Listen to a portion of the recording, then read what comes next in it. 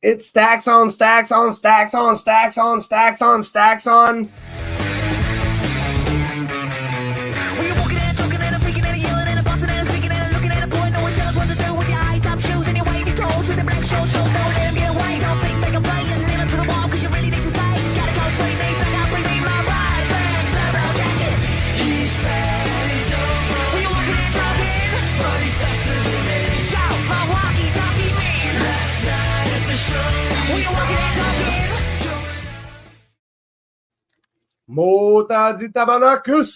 Welcome into the worst fantasy show. I am your host with the least, Jack Lucenay, and we are here talking stacks, baby. Stacks on stacks on stacks. So we are talking stack strategy. We're going to talk literally what is a stack, bare bones, identifying some great stacks, looking at all kinds of different stacks. What are our favorite stacks? What are we fading for stacks?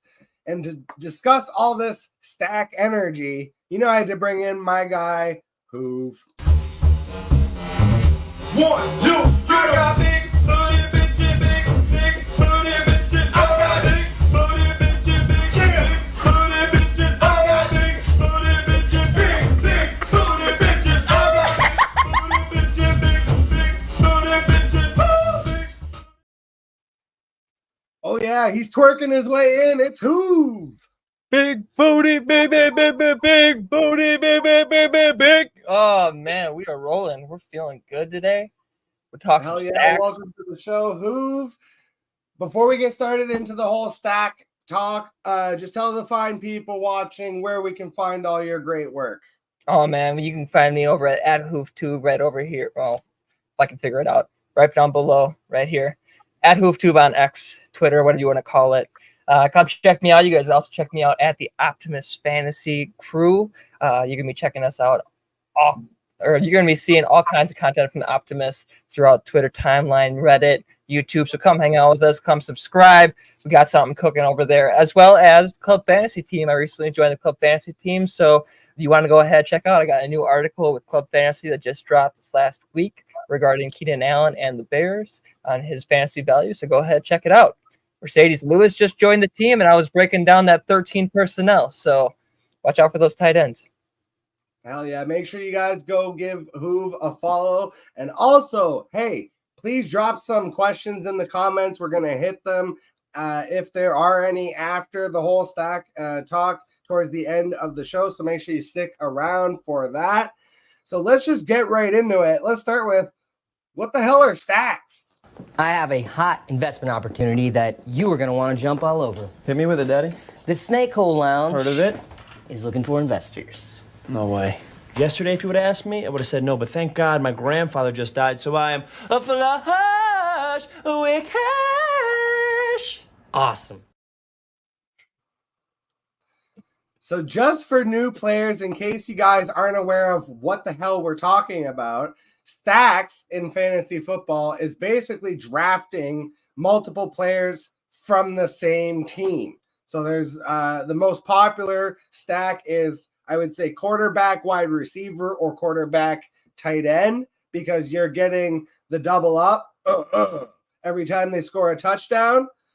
But there's also variations. You know, you can do it with running backs. You can have the quarterback, wide receiver, and tight end. There's all kinds of different ways of doing the stack. So that's what a stack is. I want Hoov to kind of take over and tell us maybe some of the upsies and downsies of what these stacks actually affect us. Hello? Oh. Jeez, Brian, I don't know what to say. Sorry about this.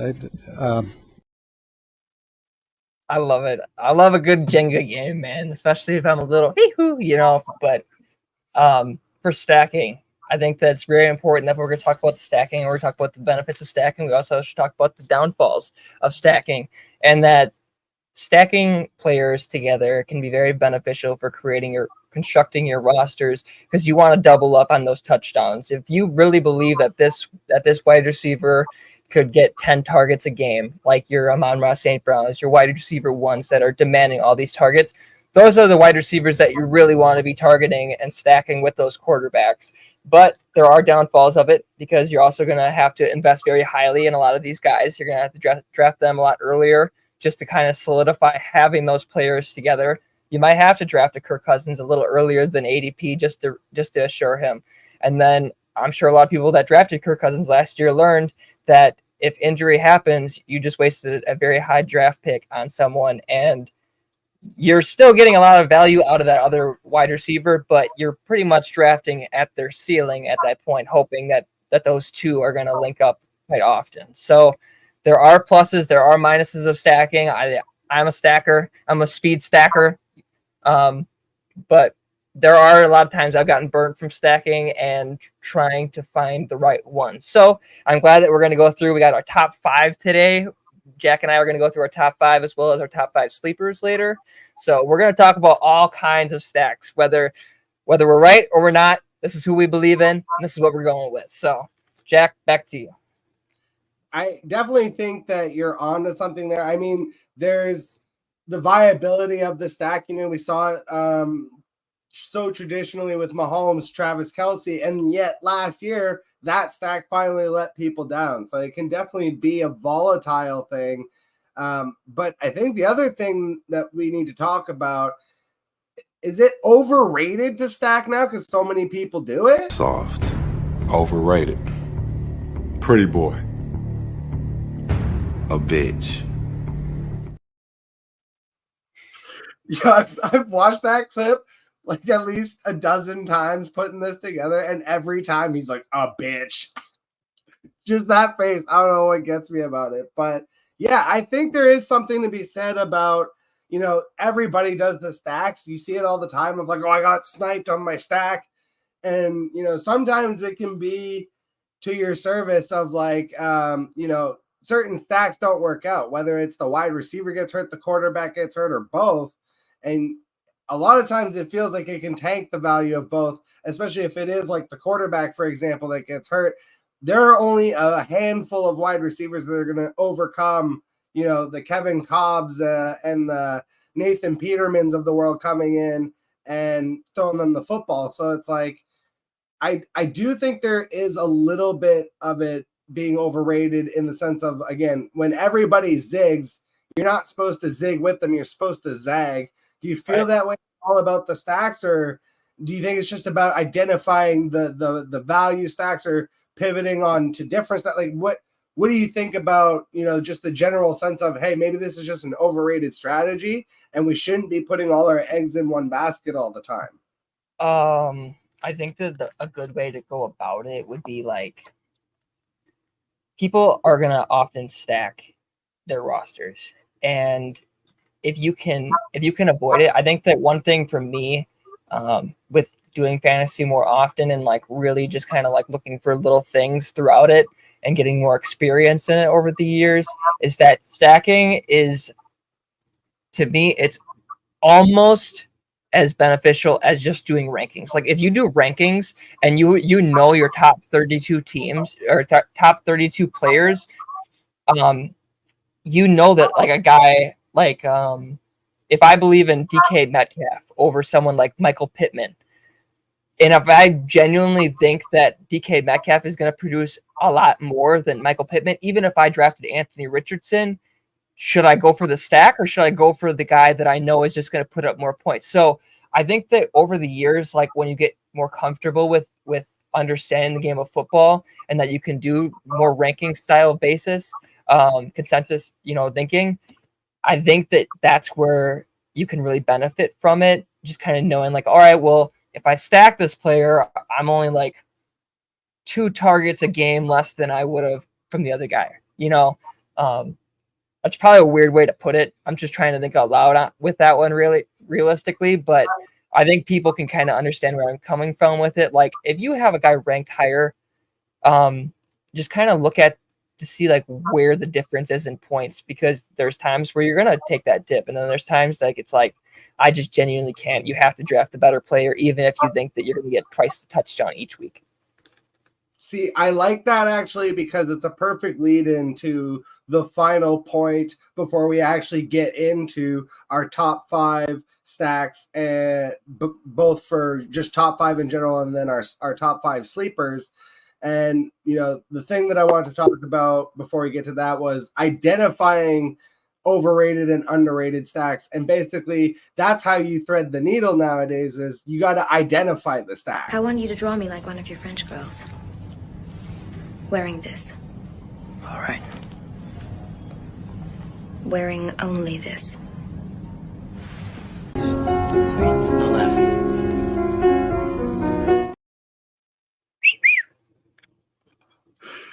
So, what is your strategies basically for identifying some good stacks versus some bad stacks? Heck yeah. Well, first out, Vince, we see you in the comment section. I'm going to get to you in a second, I promise. I appreciate you joining the chat today. You said, what's the best way of identifying the good stacks versus the bad stacks? I think that it's just kind of depending, like looking at the offense construct, like the way that they constructed the offense in the roster, and that someone like Trey McBride, for example, I think that we'll probably talk a lot about Trey McBride today at some point, is that you have to kind of look at like someone like Kyler Murray at their ADP and like how many targets someone like Trey McBride could command, knowing like Marvin Harrison's there and getting double coverage. So it's a dime a piece. It's a lazy answer, I guess, but it's really going back to like that rankings and just kind of seeing like, all right, I think that this guy's going to have 6 targets a game. All right, I think that this guy's going to have 8 targets a game. Just kind of like looking at it.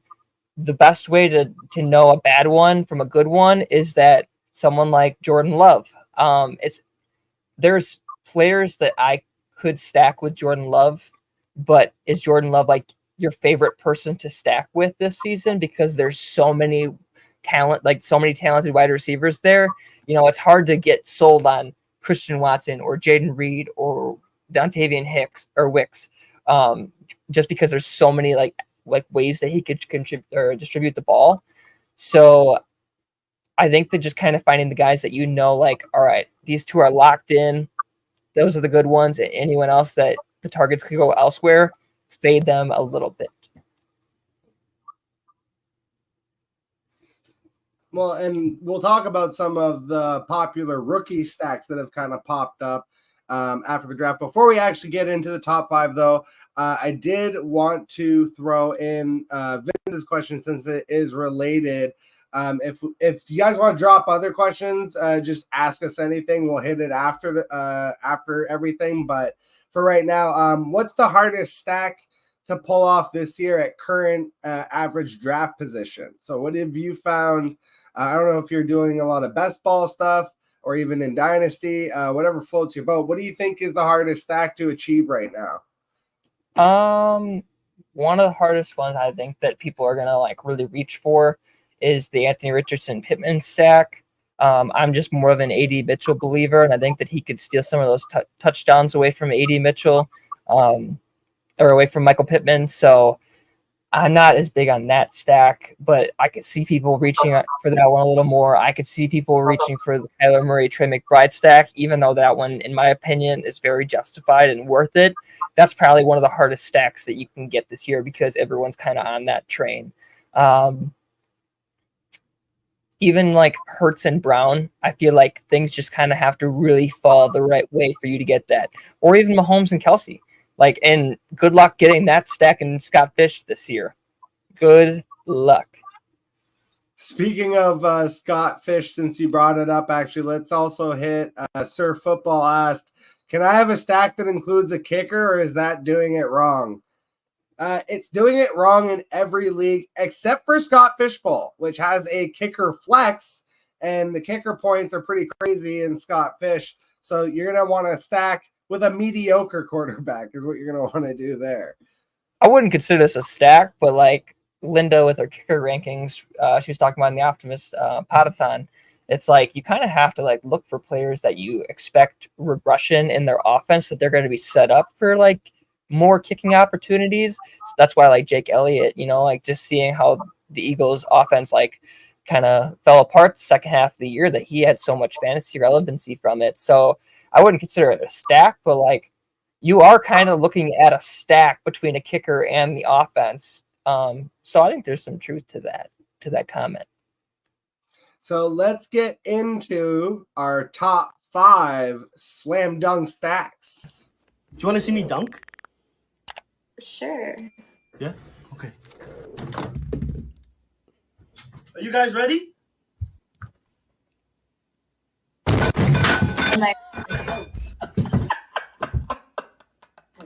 I'm okay. No, don't worry. Does that always happen? That kind of gives me Luke vibes. I feel like that could be Luke, like a Luke variant. So for the top 5, let's trade off. I'm just gonna rattle off my top 5, and then you can give us your top 5. And what I want to do is cross compare the top 5s for this, and then Sleeper will just do traditional. We'll trade them back and forth. Okay. So just for me, my top 5 here, we got Mahomes, Kelsey, Lamar, Mandrews, Hurts, AJ Brown, which is definitely threading the needle, but I've managed a couple times. McBride and Kyler, and the last one for me would be Goff and Laporta.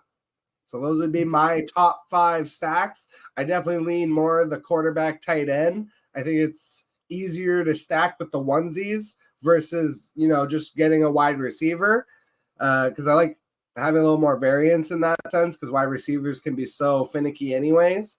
So what would be your top 5 stacks that you're trying to get this year? Before I address mine, I feel like it would be very important for the audience because, like, I don't have as many tight ends in my top 5 stacks, even though I can get down with stacking tight ends. And I think that there's a lot of good stacks. I just don't know if they're in my top 5 that I'm watching this year. So let's take this opportunity for you to like let people know on why is it important to target tight ends with their stacks and not just wide receivers. For me specifically, it's what I mentioned with the variance, because I think tight ends tend to be more predictable, where it's like a bad tight end game from the consistent players for the most part is like 8 points. Whereas the wide receiver variance can get really crazy. Like a guy can go out, score 20 points one game, 0 points the next game. There's very few wide receivers like Amon-Ra St. Brown. The reason he's so good and an outlier is because he's so consistent week to week. And finding those types of wide receivers is what basically wins fantasy overall nowadays, especially in these like 3 wide receiver leagues. So I feel like it's also just easier to hit on a tight end because with wide receivers, again, it can be so finicky. You talked about Adonai Mitchell and how you're very bullish on him. I disagree with you, mostly because, I look at the quarterback situation and I believe in Anthony Richardson to a degree. I don't see him as, really supporting like 2 top 12 fantasy wide receiver options in an offense. And so it's like one of those guys is not going to make the top 12, and Michael Pittman's just more established. And it's just hard for rookies in general, no matter how good you are, unless you're Randy freaking Moss. Like, you're not usually coming into the league and just dominating year one. It's so rare. Like, Marvin Harrison Jr. has the opportunity to do that. And even him, like, I'm not thrilled in best ball or redraft to draft him at average draft position because, and I said this with Bijan last year too, of like, if you draft these guys in the first round, they have to break generational rookie records just to even out, like just to match the ADP, because that's where you're drafting them, is their absolute ceiling. Mm-hmm. Whereas like I generally, and these are my top 5 stacks. I kind of, when I put them together, I didn't necessarily really think too much of how I would be targeting these. When I put them together at the time, these were a lot more of like what I believe are going to be the top 5 performing stacks, and kind of the ones I'm really targeting though are in my sleeper stacks later on. Yeah, there's truth. I'm targeting both ways, both in like certain ways, because you'll understand where I'm coming from with it. But 5, 6, and 7 like were really, really close for me. You talked about Goff and Laporta. I think that 5 for me is Goff Amon-Ra, and it's very hard for me to take out like 6 and 7 from this, because six would probably be Tua and Tyreek. I just really think that there's going to be some regression out of Tyreek, and they could be distributed more towards Waddle. They could be distributed more towards Williams in Detroit, but like with the consistency of Amon-Ra, that I think that a lot of people would just like love to have that out of their wide receiver 1 instead of like peak keep hoping that Tyreek just keeps doing what he's doing. Fantasy players are getting a lot smarter over the last few years, and that they're realizing that if you're a wide receiver 1 last year, it's super hard to repeat. So it's time to look at another guy, like maybe Amon-Ra. This could be his year. So that's why I'm kind of looking forward at Amon-Ra over Tyreek in the stack, because Goff and Tua are around kind of the same price range. And if I'm asking for one or the other, I know Tua's got some crap weeks, and Goff, he's pretty consistent as well. He's not going to win you leagues, but he's a probably pretty solid QB2 in a lot of formats. So I really like Goff and Amon-Ra at 5. And then 7 would be Kyler and McBride. I feel like there's a lot of value to that one, but if I'm looking at these guys in the top 4 compared to him, it's like I don't know if he's going to command targets like that. So at 5, I got Goff and Amon-Ra. At 4, I have Mahomes and Kelsey. They did take a little bit of a dip. If Rashee Rice is playing, he is going to be like borderline 1,000-yard receiver. He was very, very close, and he only really started popping off like halfway through the year. So I think Rashee Rice could be very good once again. You also have to factor in Hollywood's there, and Xavier Worthy, they're going to be developing him. So is Kelsey still the tight end 1? You're probably going to draft him that way, but is he worth the stack compared to the top 3? I don't know. Number 3, this one's a little bit of a hot take. I have Aaron Rodgers and Garrett Wilson, and there's some people that are absolutely bullish on Garrett Wilson this year, and they have every reason to believe it. He's extremely talented, and when you see Aaron Rodgers, is Aaron Rodgers this extremely valuable fantasy quarterback? I never saw that out of him in Green Bay unless he was like an MVP that year, and even when he's winning MVPs, he's still only putting up like 20, 25 points. He's not winning you like Josh Allen would or anyone like that, but just knowing the consistency and the targets that Garrett Wilson's probably going to get with Aaron Rodgers in the offense, it's really hard for me to avoid Aaron Rodgers and Garrett Wilson over Mahomes and Kelsey. You know what I mean? So I really like that stack. I think that it's very cheap. Garrett Wilson's a little cheaper. You're probably going to have to draft in the 2nd round, but Aaron Rodgers, super valuable. He might even be he probably be considered an underrated one, but Garrett Wilson's just too valuable to be considered underrated. Number 2, I got Dak and CD, and there's a lot of questions about what's going on with the Cowboys this season.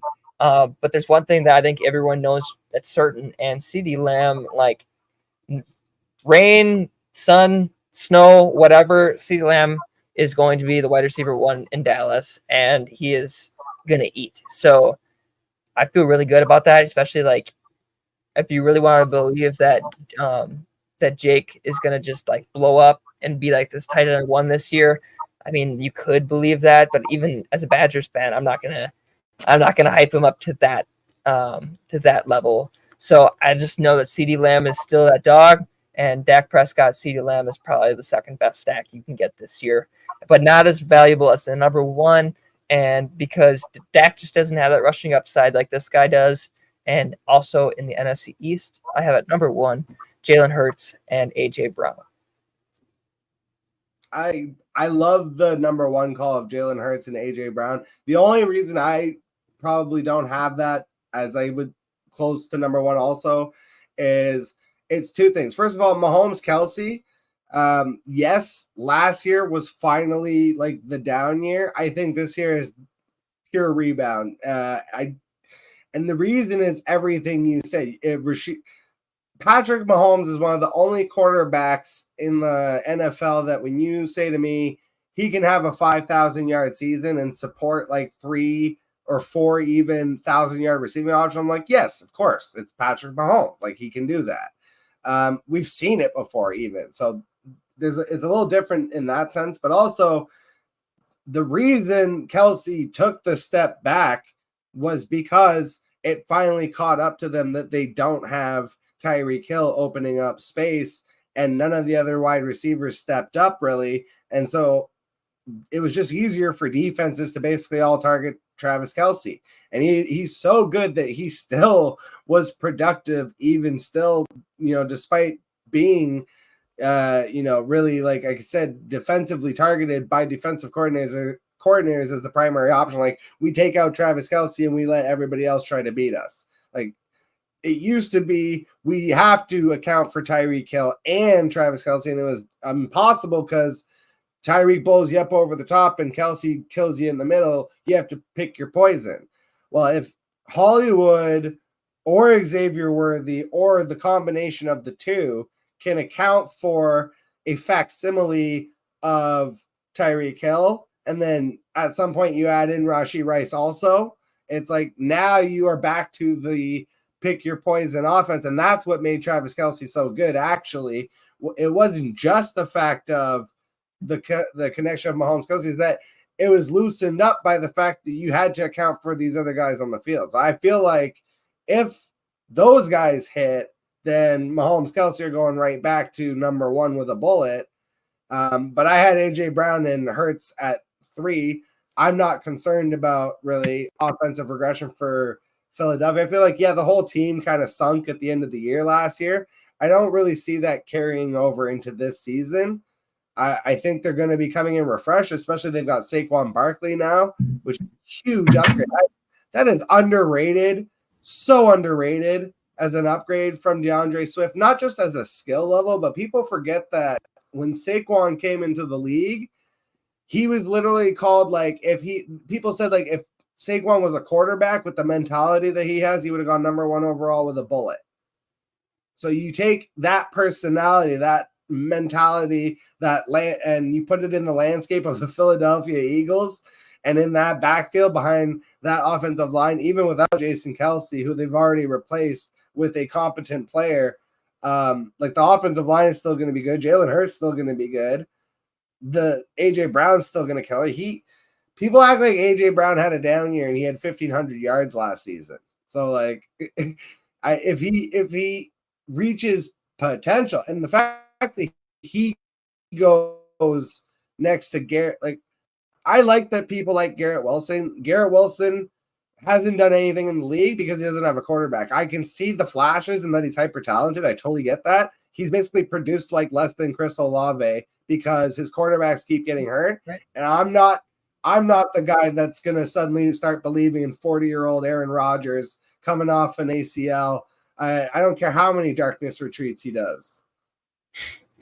I think that in a tight end premium, I would easily move Mahomes to Kelsey because you make a lot of very good points about them opening up the field for that. So in a tight end premium, I think that I would move up Mahomes to Kelsey to 2. Non-premium, I think that I still would take Dak. But Rodgers Wilson, man, I feel like that's gonna feed families this year. I really do. I do have the Dak one. I have it in the next segment though. So we'll get to that in a bit. But the only other one I wanted to kind of touch on a little bit, you had them lower, Kyler Murray and Trey McBride. Let's discuss that one a little bit more because I think you said too, it's going to be one of the most popular ones.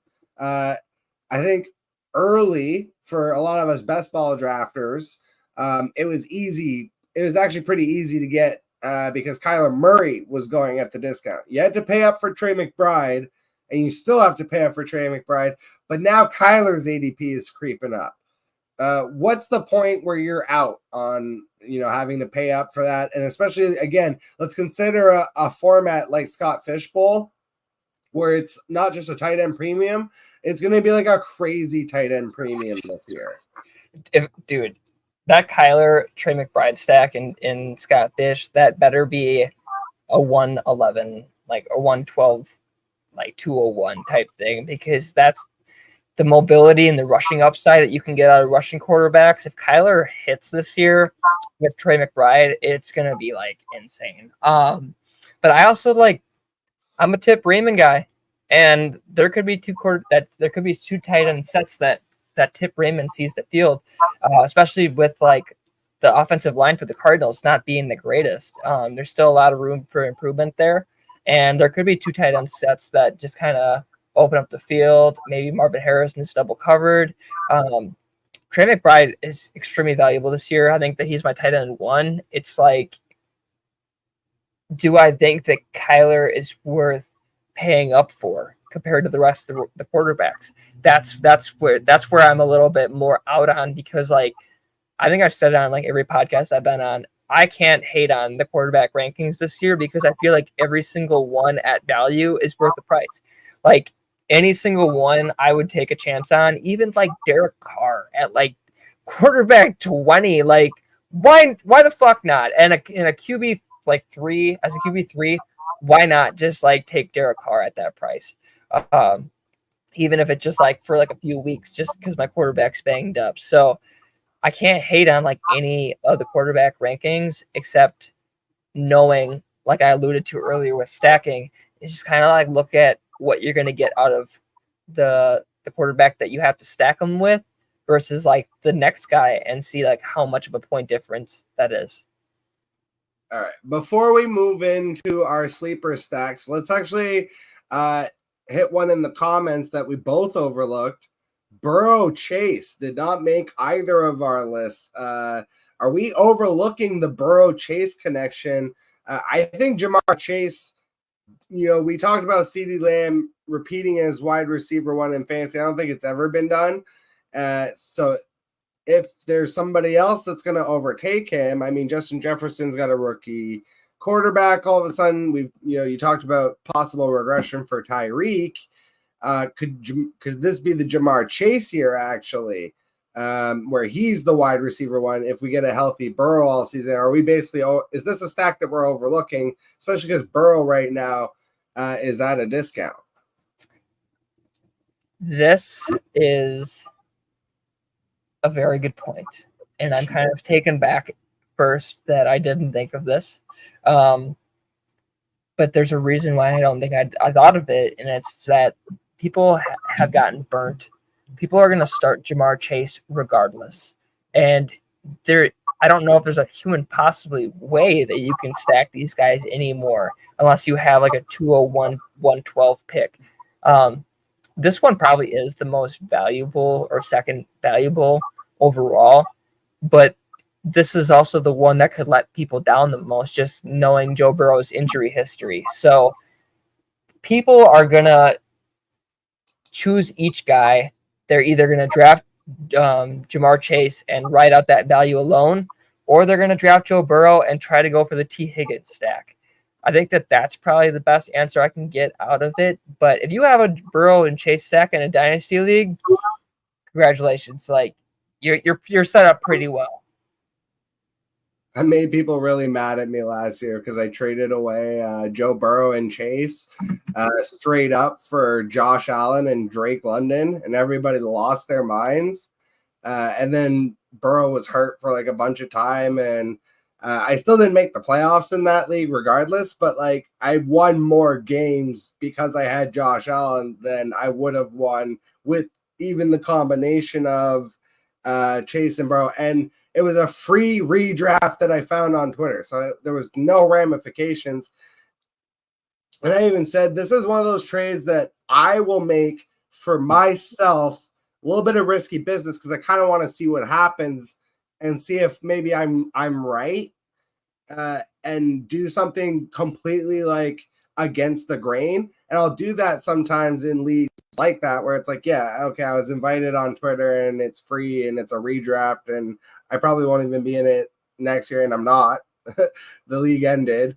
So it's like, I just was like, okay, well, let's just kind of see what happens. But yeah, people absolutely lost their mind. I said, first of all, if you asked me, should I do this trade? I would say no, even in redraft. And in Dynasty, there's no way I would have ever done that. That would be crazy. But like in that very specific like 6 to 8 week window, I was right. Even though Drake London struggled, the combination of Josh Allen and Drake London outscored Joe Burrow and Jamar Chase for that time period by a lot. Wasn't like a little bit, was by a lot. Burrow and Chase basically had one good game during that stretch that would have been like helped me win a week.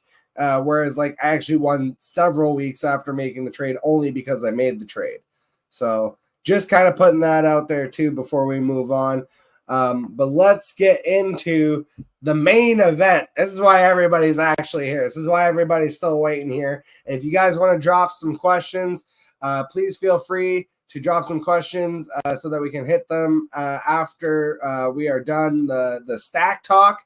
But let's get into our super secret sleeper stacks. Yes, and I knew it the whole time. I kept the secret. I kept the secret so good. You didn't know, you didn't know, you didn't freaking know, but I knew. He knew. Yes, we did it. You did it, Kevin. Yes. Oh, I did it. We did it. We got here to the super secret sleeper stacks. So Hoov, you being the guest, let's start with your first underrated stacks. So these are underrated sleeper stacks. These are primarily for like best ball, because that's really it's best ball summer. It's a lot of best ball drafts going on, but it could also be for dynasty or a redraft if you want to specify that. Just feel free. But a lot of what I did was like again, a lot of this in my head right now. I'm in best ball mode. All right. So best ball, I got some good ones for you. My first one, it's a pretty cheap one. So anybody and their mother could go out and get this stack. So if you don't and this stack hits, that's on you. That's on you, boo. Okay. So at number 5, I got Geno Smith and Jackson Smith and Jigba. So if you guys want to go out there and target that one, Geno Smith is so cheap in ADP right now. And knowing that Shane Waldron is gone, that there's that the offensive coordinator or the offensive coordinator was recently in Washington and knew how he supported those wide receivers. I'm like so in on JSN breaking out this year. Like if I made a $10 bet on Optimus this last week with Nate that I think JSN is going to hit 1,000 yards this year. Like you're seeing guys like Rashee Rice borderline. You were seeing Tank Dell. You know, there's so many wide receivers from last year's draft class that are being valued higher than JSN, and everyone knows JSN's the most talented out of all of them. So why not stop doubting the talent and start believing in Jackson Smith and Jigba? So draft JSN. He's going like a little bit after Xavier Worthy and that crew. So if you even want to reach and go get your guy, go get JSN. I love that call. I also just want to add in, I would still take Geno above him in a single quarterback. But if you're in, so it's almost close. There's still room in it though. But shout out to Underdog. They've got it's the puppy but super flex. If you're doing drafts in there right now, shout out to Sam Howell, sneaky little 19th, 20th round pick. Because if anything, God forbid, happens to Geno, who is an older quarterback, I can see Sam Howell stepping in and with that coaching staff having success. And, you know, he's got all those wide receivers.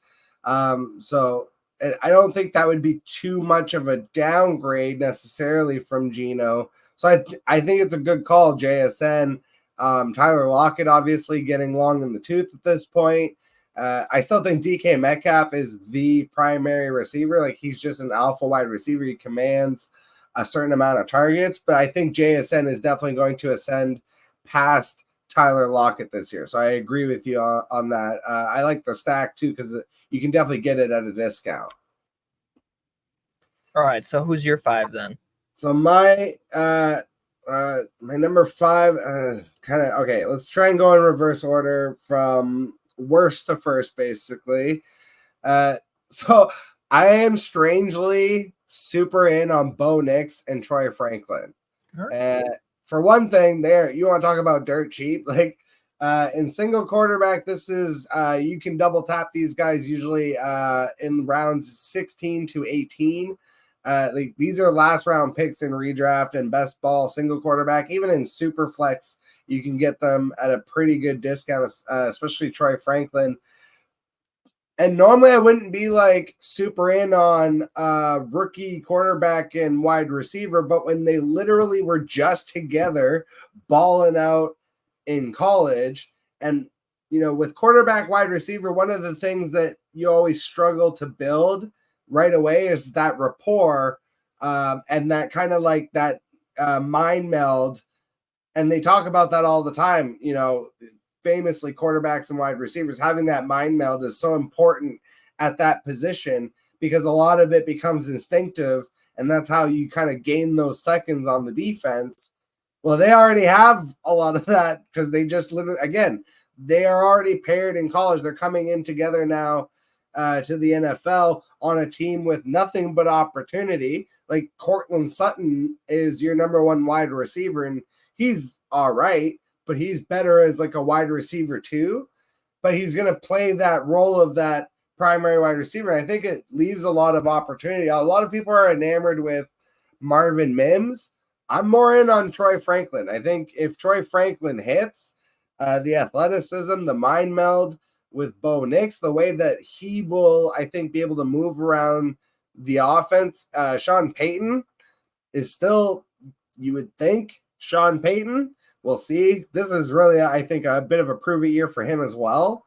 So I'm really interested to see what happens with Bo Nix and Troy Franklin. But like, that's one, again, it's definitely more of a best ball play, but I'm taking them like kind of last rounds in some of my drafts. I can get down with that. I think that too, I would target Cortland Sutton and Bo Nix just because it's so cheap and you know that you're getting a QB and a wide receiver one with it.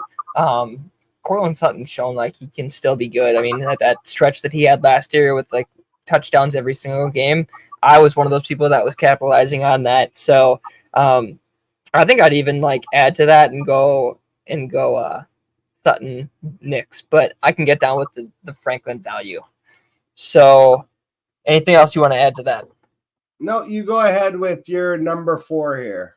All right, so number 4, one that we talked about a little bit earlier, one that I kind of was giving a little bit of discredit to, but just because the price for one of them is just so high. I got Jordan Love and Christian Watson. So Jaden Reed is talented. Wicks has the profile to be great, and I'm not going to argue with either of those points and either of those narratives. If anyone said the wide receiver one there, it's Christian Watson. Like the health, if the games that Christian Watson is there, he's shown the talent that he is a top.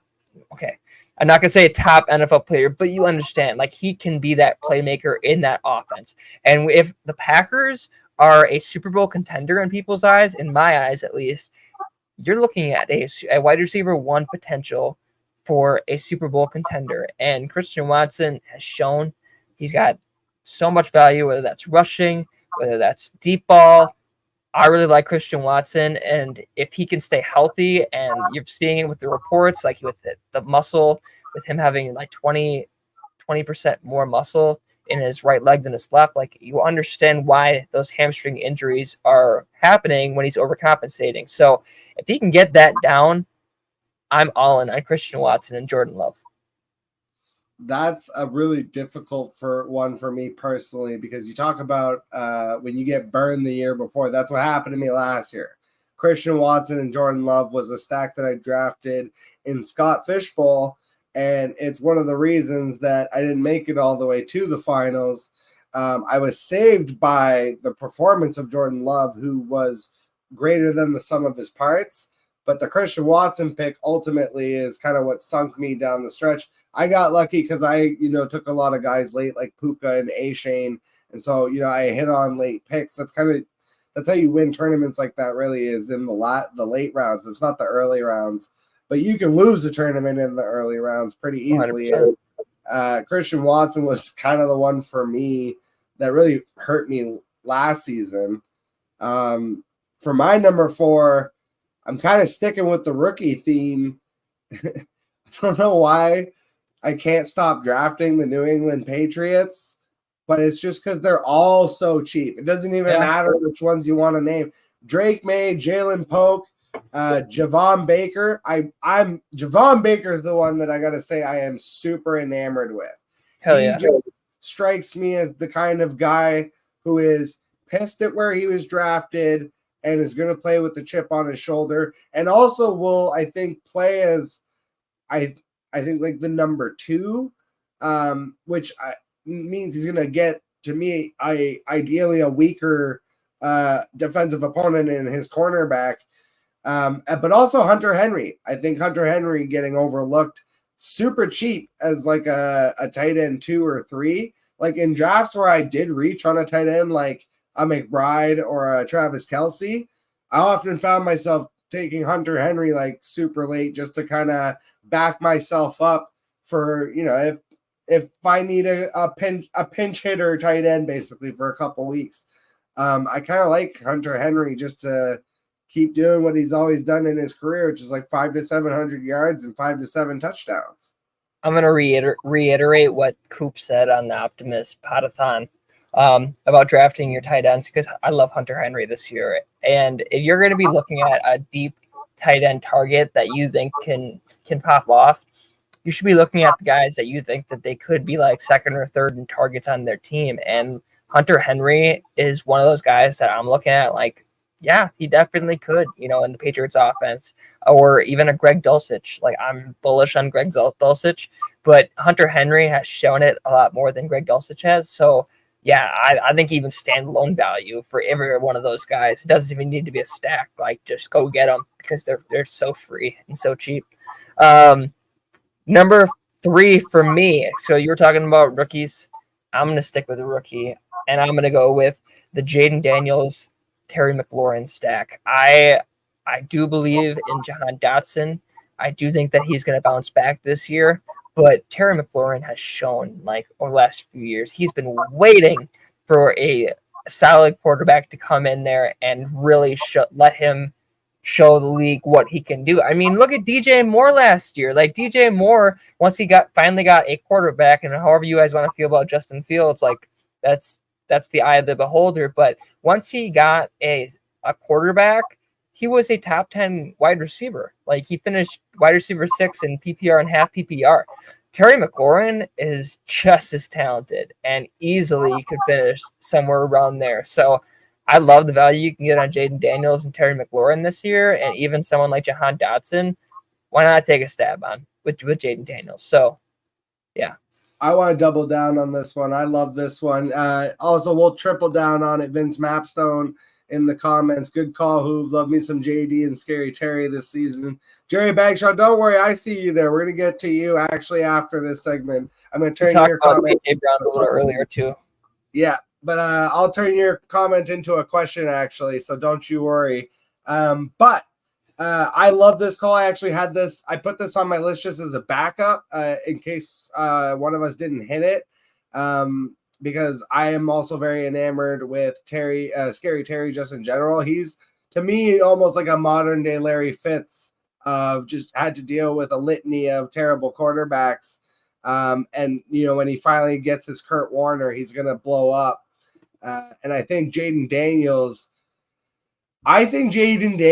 has a ton of potential. The only thing that scares me about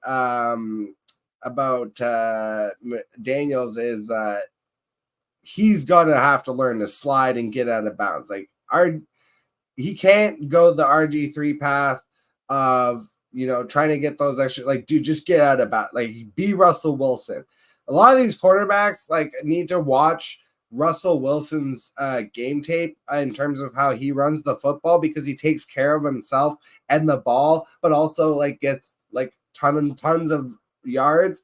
And then when he's near the end zone, if he has to, then he can get physical, but he's not doing it at the 50-yard line in the middle of the field. And it's a perfect segue that I bring up Russell Wilson. You brought up Justin Fields.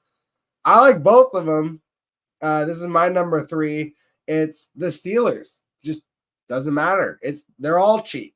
So you with the quarterbacks, this is a strategy I've done in the best ball. If I'm only going to take one stud quarterback early. So this is just a perfect example of like when I do the Mahomes Kelsey stack, because it was falling in the round into rounds 3-4 a lot. As if you're at the back of 3-4 at that turn, you could get Mahomes, Kelsey Mahomes like back to back. Kelsey's starting to creep up a little bit. But even still, like you can still get that stack because Mahomes is going a couple rounds later. So like just theoretically, you've got the Kelsey Mahomes stack. You don't really need to be grabbing 2 to 3 other quarterbacks, right? So it's like what I like to do then is super late. I'll grab Justin Fields for the rushing upside, but then I'll also grab Russell Wilson a round or 2 later because now I know I have whoever's starting for the Steelers all year. But the stack that I love to create is Pat Freiermuth. So now I've got the Muth, who I thought he had breakout potential last year and it didn't work out because Matt Canada, blame Canada, and then also just like the whole offense, the debacle that was Kenny Pickett at quarterback, everything that could have gone wrong with that team last year went wrong, and he got injured. So it was just like an absolute shitstorm for Freiermuth last season. I think he could have a nice rebound season. And so I like that pairing, but also Roman Wilson, one of my favorite rookie wide receivers to draft, besides Javon Baker this year, has been Roman Wilson, who I think is, man, you want to talk about history? I said it last year with Jordan Love. Packers don't miss on quarterback. Steelers don't miss on wide receiver. Roman Wilson is going to be a thing. No, that's facts. Pittsburgh is a wide receiver U, and for the last few years, until recent, they were RBU as well. I mean, like there were so many offensive weapons that were coming out of Pittsburgh. I can't hate it. I think you also have to factor in that Arthur Smith is there, and how much are you gonna depend on Arthur Smith and his mindset? I like the running backs in best ball. I'll take Jalen Warren and Najee Harris. Najee, yes, don't take Jalen. And I'll tell you why. And I'm going to cut in here because the Arthur Smith thing is very funny to me because I was super out on it last season. If you watch a lot of the old episodes I did on this show, I hated Bijan. I hated Kyle Pitts. I was okay with Drake London because in my mind, I viewed him as a potential A.J. Brown light in that offense. But the way that Arthur Smith runs his offense, he runs the highest tight end 2 sets in the NFL. If you can't block as a tight end, you really aren't going to be worth a shit in his offense. And that's why Kyle Pitts was always kind of a square peg in a round hole in an Arthur Smith offense. Freiermuth can block. He's not known as all block, but he can block more than Kyle Pitts, certainly. So he fits much better into this offense with Arthur Smith. But you know who fits even better than all of them is Najee Harris. Because when you have 2 tight end 2 power sets and you're running them out of single back, he's basically like the Tyler Algier, but better. He is better than Tyler Algier. And he's the one that really is going to eat. And they're going to use Jalen Warren in a complementary role. And I think you're overpaying for Warren because you have to take him. You have to pick if you want Najee or Jalen Warren. And I really think Warren he could be a nice auxiliary piece. He's not coming in to take over this role and rushing for 1,500 yards. That's not Jalen Warren's thing. He's like an electric complementary passing back that they're going to use in that fashion. I think you could almost see Arthur Smith was like forced to put Bijan on the field first. You could tell he didn't want to, though. He wanted to have Tyler Algier out there, and then he wanted to spice things up with Bijan. And he's going to be allowed to do that in Pittsburgh, and it's going to be Najee and Jalen in those roles. All right, I can respect that, but I'll switch it up. I'll go to number 2. We'll go to the NFC. Someone that I wrote about last year, and I was extremely bullish on this stack, just knowing the price that you could have gotten on the quarterback. And now you're getting a price on not just the quarterback, but you're getting it on the wide receiver as well, with the wide receiver 2 popping off. So I'm going to go with Matthew Stafford and Cooper Kupp. 2 years ago, easily the best stack in fantasy football. And now that you're seeing Puka Nacua become what he has, people are becoming extremely worried about Cooper Kupp. And now they're starting to, all these red flags that were on everyone's radar before, they're just even redder. And that they just can't handle it anymore because they just want to believe in Puka Nacua. And I'm still a Puka Nacua guy. I still think Puka Nacua is, I don't even know if the best of Puka Nacua is like to come, because there's so much talent that he has and like what he could do. But Cooper Kupp isn't dead. He still will be there in the games that he is available. He still will produce because that offense is very good. And I think the Rams could be very sneaky good once again. So the games that Cooper Kupp is available, I love what he can bring. And Matthew Stafford has always shown that like the games that you need him, he'll produce. I mean, I remember last year there was one game I needed him to just stream. He finished QB8 that week. And I'm like, you just won me that week. So Matthew Stafford is always a good late round target. And Cooper Kupp, I think I got him in the 7th round of Scott Fishbowl, this recent mock draft. It's like, that is just way too late, even with a half point PPR. So Cooper Kupp, Matthew Stafford, number 2. Yeah, I've seen Cooper Kupp faded in every possible format, even in best ball. People are fading him like into the 3rd and 4th round. He was producing at pretty much the same level down the stretch. If you really look into the numbers, like the last, I think six or 7 games of the season, and then he got hurt again. The only concern I have with Cooper Kupp at any time during his career at this point is injuries. Like if he's not injured, and also, you mentioned Stafford. Stafford is still capable of supporting, and always kind of has been, with the superfluous passing numbers that he has, he's always been able to support 2 wide receivers in his offense. Like that's the thing that you always have to keep in mind is, can this quarterback support 2 top 12 options in this offense? And with Matt Stafford, he's proven throughout his entire career that, yeah, he can do that. So, heck yeah. What about 1? So, man, one of my favorite ones, and this is very late in best ball drafts. I really don't see how Bryce Young doesn't take a step forward in his 2nd year. Like, obviously, as a rookie quarterback, he didn't have a great year. And when you hold it up to comparison of CJ Stroud, like, yeah, obviously it wasn't going to be good. But now he's going into his 2nd year.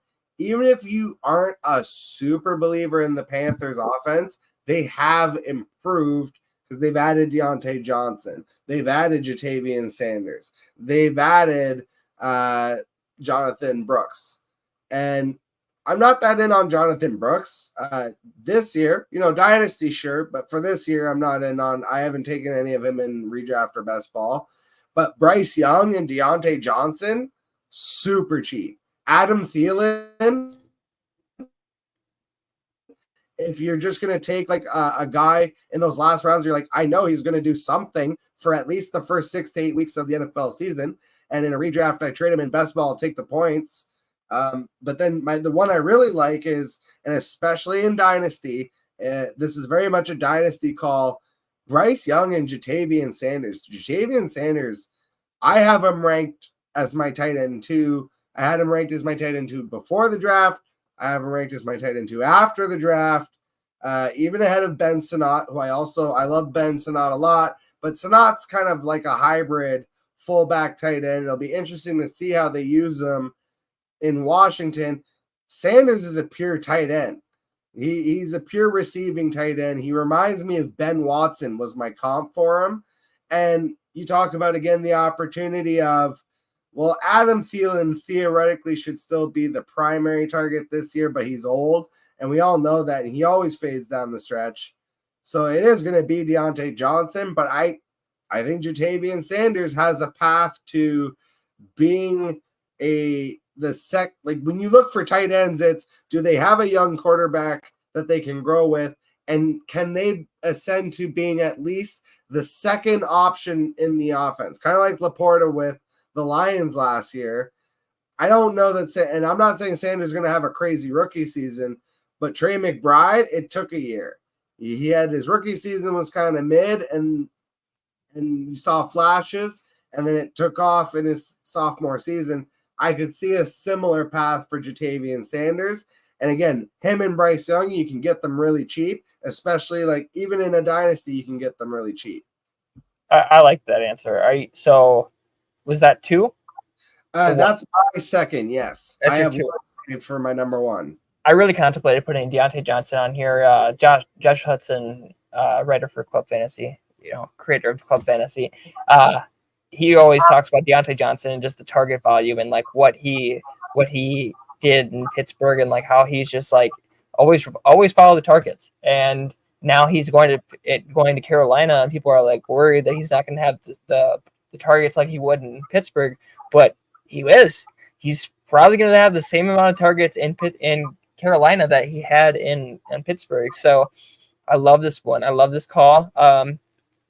Didn't know if I could get away with it over some of these other guys, but I definitely love that call. And even the Sanders pick, I picked him up.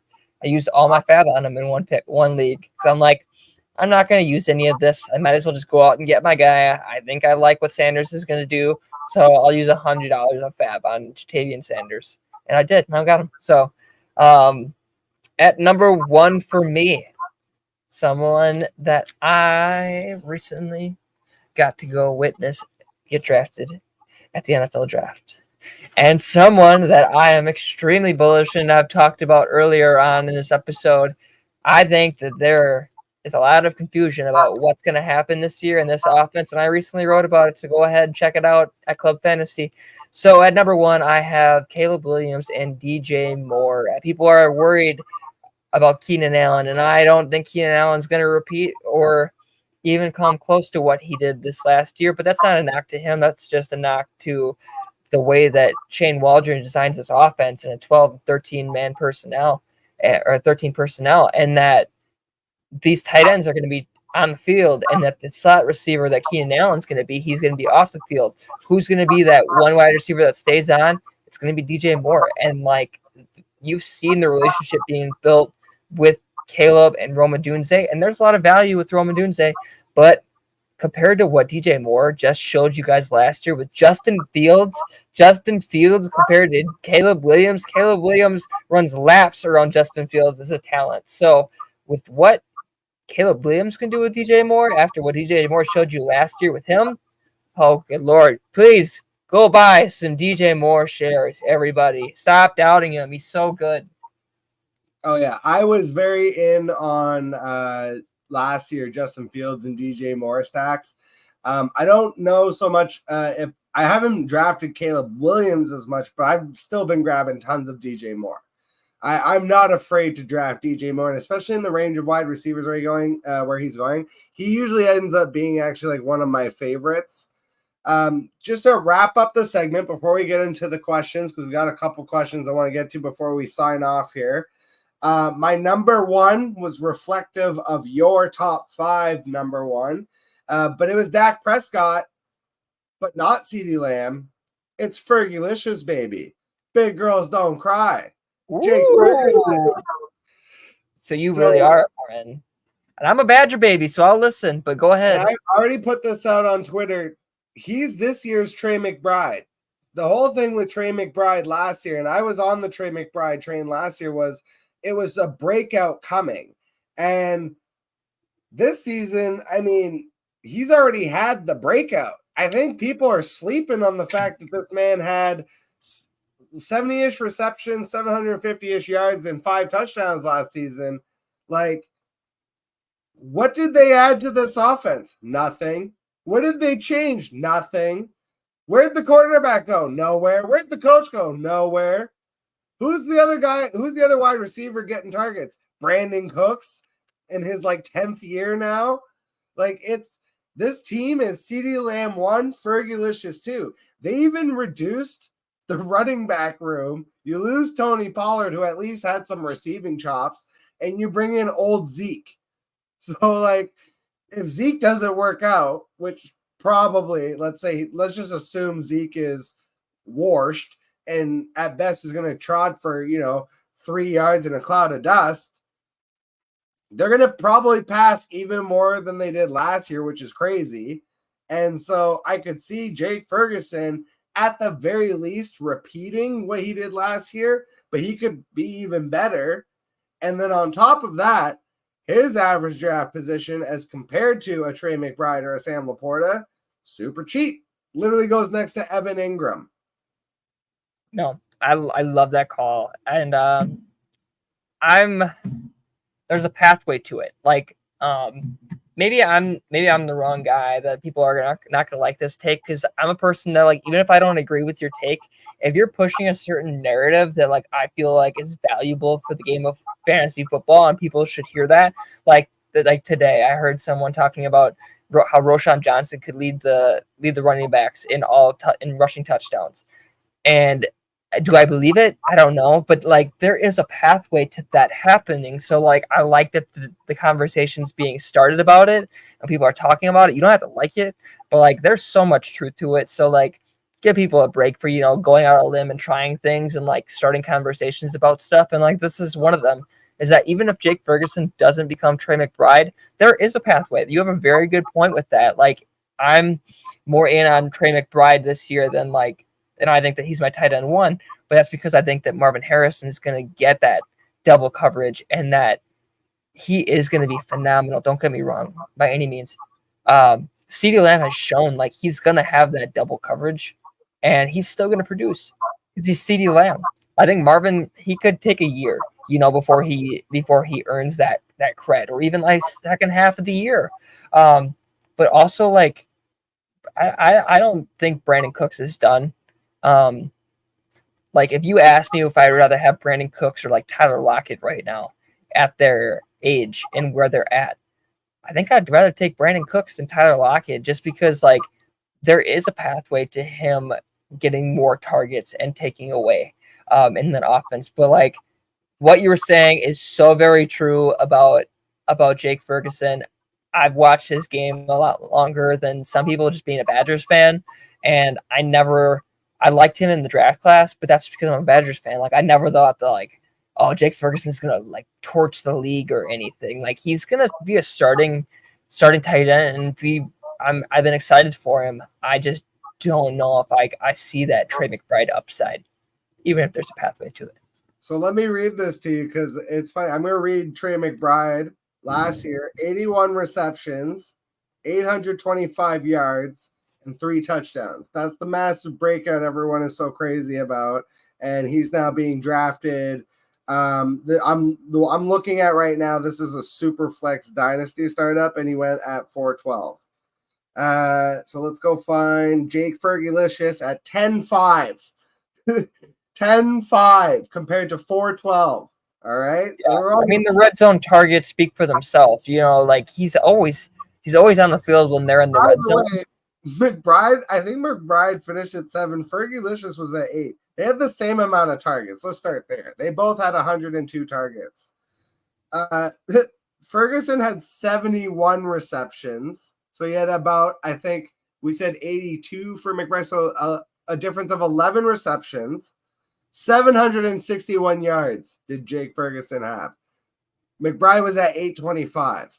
So you're paying 6 rounds for 11 receptions and like 60 yards. Oh, but by the way, Fergalicious had 5 touchdowns. So he had more than. Would you rather have Fergie than Njoku at like cost?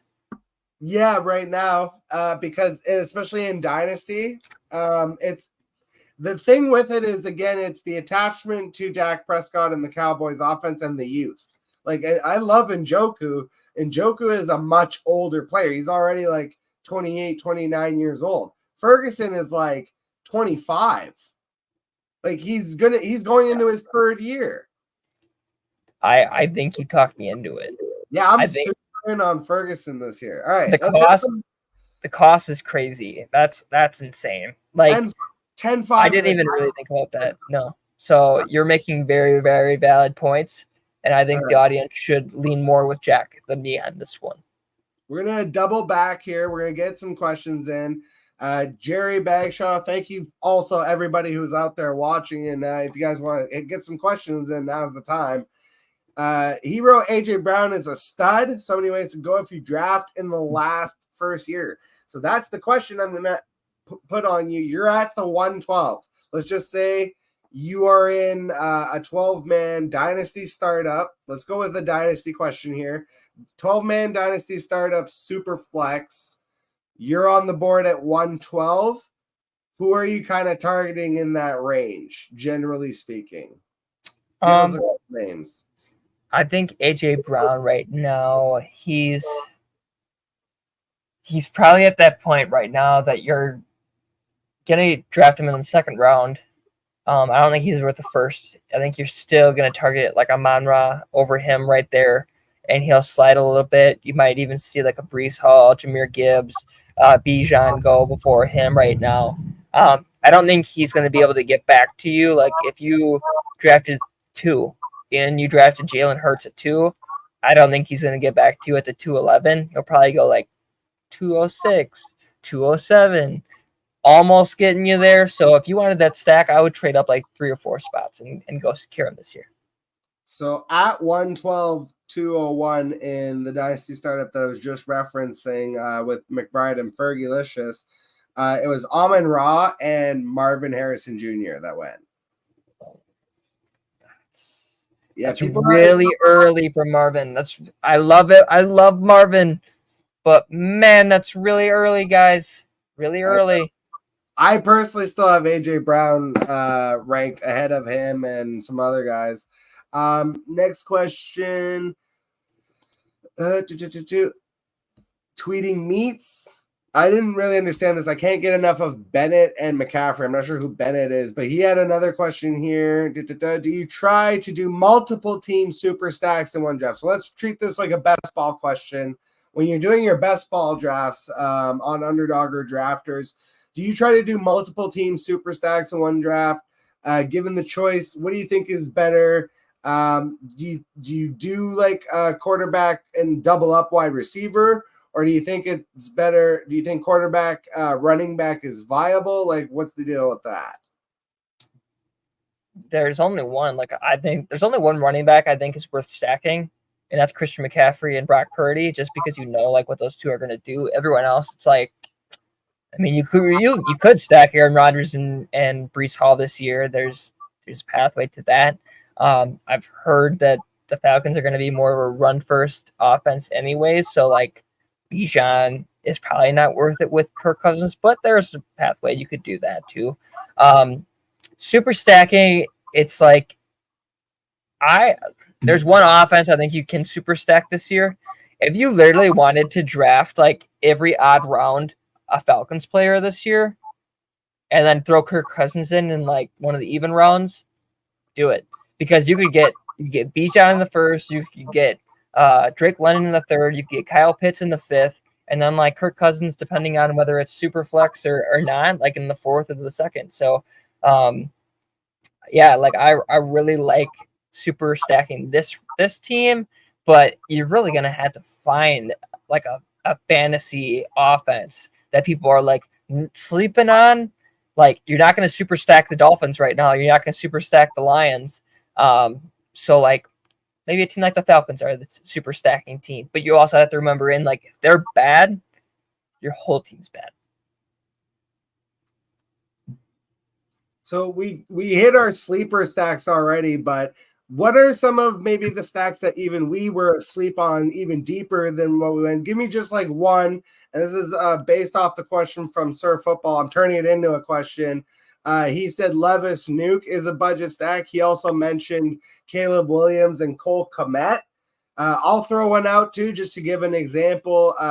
Gardner Minshew and Farva in Superflex. I like double teaming both of those quarterbacks. So Farva is my nickname for Aiden O'Connell, who you can get dirt cheap with Minshew, and you can pair them pretty easily with Brock Bowers. I know usually rookie tight ends they struggle, but I like Brock Bowers.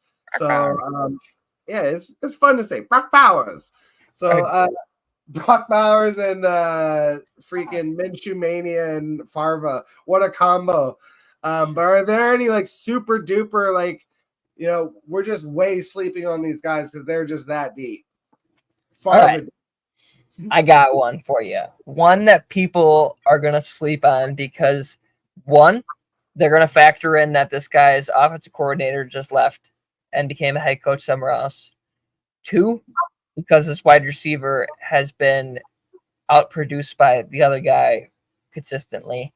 I'm going to go Baker Mayfield and Chris Godwin. Mike Evans consistently has been a 1,000-yard receiver. And is there an opportunity that he does it again? Absolutely. But now that you're seeing Chris Godwin there, Jalen McMillan's adding to this offense, that I believe that Chris Godwin is getting out of the slot again, which is going to increase his game 100%. So I really like what Chris Godwin can do this year, especially at value. And then people are still going to doubt Baker, even though everyone likes Baker. People are still going to doubt him just because, like, no one wants to draft Baker Mayfield over someone else. So I think Baker and Godwin, you could even say, are a sleeper combo this year. All right, we're at the end of the road here.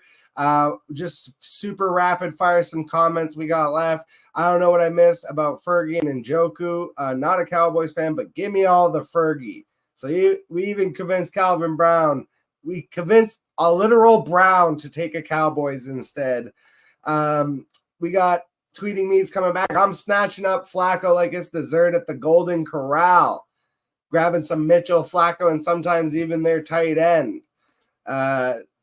Is he talking about Gigantor, Morale Cox? No, probably that other super deep sleeper.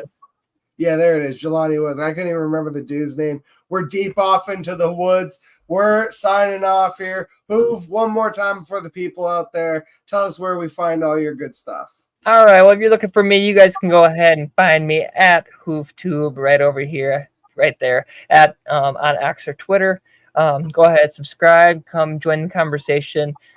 We're doing so many cool things. I'm over at Optimus Fantasy. We're going to be a part of the Scott Fishbowl Podathon coming up. We're going to be at the Expo. We're going to be doing a booth there. We're going to be doing all kinds of fun stuff at the Expo. So make sure you guys come hang out, come join the conversation with Optimus, subscribe to their YouTube channel, as well as come hang out with us at Club Fantasy. I work also at Club Fantasy now and have a new article. So go ahead and check that out about Keenan Allen and the Bears. So if you're looking for me, go ahead and join my teams because they are awesome people. Man, thank you so much for coming on our first live of the season. We'll be coming back every week until the regular season, you guys. We're going to be going live at 7 p.m. every Sunday night. So make sure you super kick that subscribe button. Get notified for the shows. And until the next time, I will catch all of you guys on the flip side.